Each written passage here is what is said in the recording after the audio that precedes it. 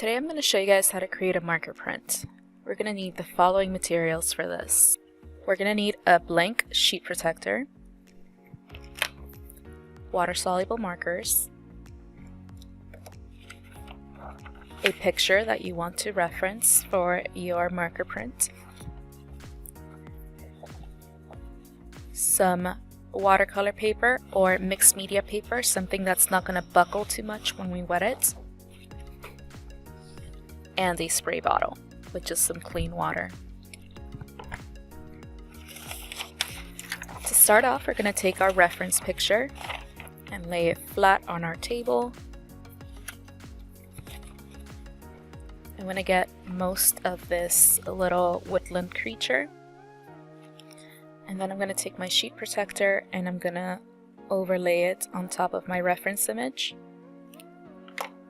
And using my water-soluble marker, I'm going to start basically tracing all of the lines that I see in my reference image. I recommend that for your reference image, whenever possible, you guys get a blank coloring sheet like this or some kind of like black and white outline so that it makes it easier for you guys to see all of the lines than it would be if you were using a color picture. Try to trace as much of the detail as possible, because when we apply the next step, which is to wet our paper so that we can transfer the ink over, some of the details may get lost. We want to try to get as much as possible in our drawing. I also recommend using a different color than the original picture is. So I'm using blue, so clearly I can see what lines I traced. If I was using a black marker, it would be a little bit harder for me because the reference image has black lines. So I recommend using a slightly different color, and it's going to make it easier for you guys to just kind of double check. You can also go and lift it and see your progress. So all of this is what's going to transfer to your watercolor paper. I can see that I accidentally rubbed off some of the ink, so I'm going to go in and draw over it to perfect it. And now I'm ready to transfer it to my watercolor paper. So again, I recommend using watercolor or some kind of mixed media paper, something that's going to be a little bit thicker to the touch and a little bit sturdier so that your paper does not buckle and fall apart. I'm going to take my spray bottle and I'm going to lightly mist my paper, not too much. If you overdo it and you use too much water, you're going to get a napkin and try to blot as much as you can out, because we want the paper to be moist but not overly wet. If it's too wet, then the ink is going to smudge.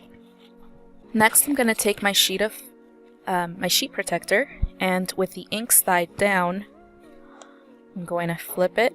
Again, ink side down. I'm going to put it over my moist paper, and I'm going to use my hands to massage the sheet protector over the piece of watercolor paper. You'll see that some of the ink will start spreading, and that is okay. If it starts spreading too much, you basically just added too much water and you're going to have to start over. I'm going to lift it, and I can see that it created a pretty decent print. I think I actually might have blotted too much of the water out, but it left enough of an imprint that I can go in and I can trace some of these lines and make them a little bit sharper if I wanted them to be sharper. If you really like this kind of distressed look, then you can certainly keep it. I'm just going to go in over some of the areas that got a little bit too smudged and just kind of trace over it. When this paper is completely dry, I can go in and finish painting over it with watercolors. I can paint over it with markers, or I can basically just leave it as is, as a marker print in its own right. But yeah, I'm just going to finish tracing it over, and that's how you create a very basic marker print.